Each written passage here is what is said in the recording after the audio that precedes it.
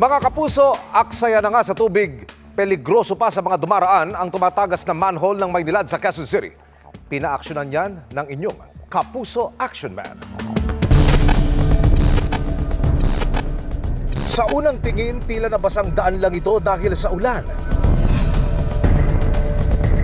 Pero ang mitya pala ng hindi na natuyong bahagi ng San Mateo, Batasan Road sa Lungsod, Quezon, ang tumatagas na manhole na ito ng Maynilad.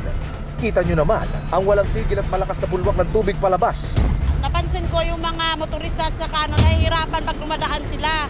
Tinataas yung paa tapos tumatalsik yung tubig syempre kasi madulas. Ang tagas ng tubig sa lugar nagsimula raw pagpasok parang Oktubre. Para sa akin talagang nanghihinayang ako. Kasi syempre sa kagaya naming gumagamit ng tubig, doon yan i-charge sigurado. Sa ating mga consumer po yan.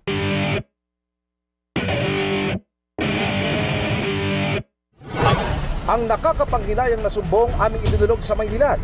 Matapos pagsagawa ng ilang round ng network isolation at leak detection, natukoy na ng kanilang technical team ang pinanggagalingan ng tagas sa kahabaan ng San Mateo, Batasan Road nitong December 1. Sinundan ito ng mabusising pagkumpuni sa apektadong tubo na may habang 300 millimeters.